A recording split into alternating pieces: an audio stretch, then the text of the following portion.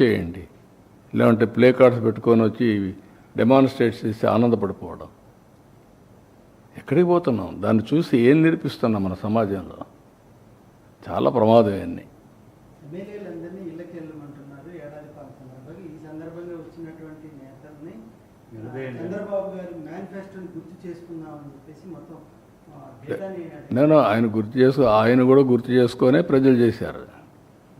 అది మర్చిపోతే ఎట్లా? ఎందుకు ఇచ్చారు 11 సీట్లు? ఏదో పనులు చేసే కదా. ఆ ఏదో పనులు చేసి ఏమవుతారు మీరు? రేపు అదే అవుతుంది.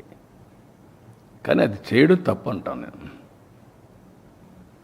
సరే, బెట్టింగ్ వాళ్ళకి మీరు ఒక మాట అడుగుతున్నా, ఎవరై వెళ్ళిపోవడానికి? పోలీస్ చెప్పిన తర్వాత నేను ఎప్పుడన్నా పోయామా? మమ్మల్ని ఊర్లకు పోతాం ఒక 2 కార్లు అంటే పంపించారా? నేను ఎక్కడన్నా అబ్జెక్ట్ చేశారా? ఎవరన్నా పొమ్మంటున్నారు కదా. 10 కార్లకు పర్మిషన్ ఇచ్చి 5, 6కు 100 మందికి పర్మిషన్ ఇస్తే ఏం కావాలంటే మీకు? ఏమనుకుంటున్నారు మీరు? ఇరుకు సందుల్లో పోవడం, అక్కడ మీటింగ్లు పెట్టడం, స్టాంపేడ్లు కావడం, అక్కడి నుంచి ఇవన్నీ చేయడం, వైలెన్స్ క్రియేట్ చేయడం. ఎవరు నేర్పించారు మీకు ఇవన్నీ?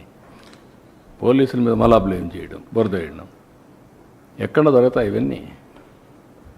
కొంచెం ఒక పద్ధతి, ఒక ప్రొసీజర్, ఒక హోందాతనం ఉండాలి నాయకులకి.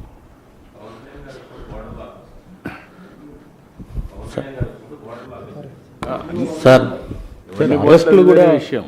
సార్, అరెస్టులు బెట్టింగ్ వాళ్ళకి విగ్రహాలు సీరియస్గా జగన్మోహన్ రెడ్డి ఒక మాట చెప్తున్నారు, ఉద్దేశపూర్వకంగానే కొంతమందిని పేర్లు సెలెక్ట్ చేసుకుని అరెస్ట్ చేస్తున్నారు అనేది జగన్మోహన్ రెడ్డి ఎందుకు చేస్తారండి?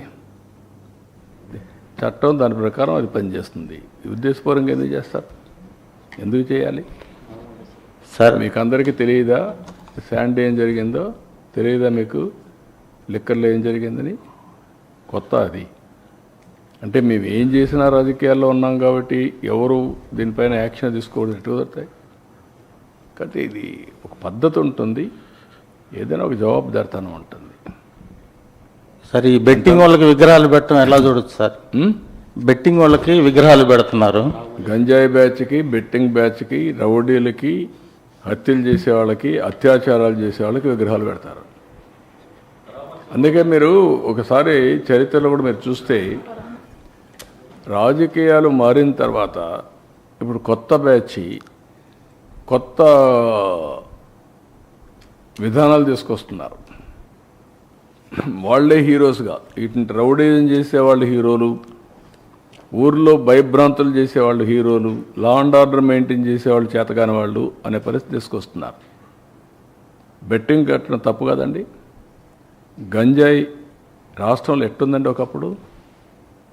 ఇప్పుడు కంట్రోల్ అయిందా లేదా? ఇంకా పూర్తిగా అయిందని నేను చెప్పను. నేను అప్పుడు ఎలక్షన్ అప్పుడు కూడా చెప్పాను, గంజాయి అనేది అడిక్షన్. ఒకసారి అడిక్షన్ అయినాక వాడు మానలేడు, ఆ పరిస్థితిలో ఉంటారు. బట్ ఎక్కడ ప్రొడక్షన్ లేకుండా చేస్తున్నాం, మక్కిలిరగ కొట్టేస్తామని చెప్తాను, ఈగలు పెట్టాం. ఇంకా చేయాల్సిన చాలా ఉంది. గంజాయి కానీ, అది మన డ్రగ్స్ కానీ. ఇప్పుడు ఏంటంటే ఎక్కడన్నా పోతే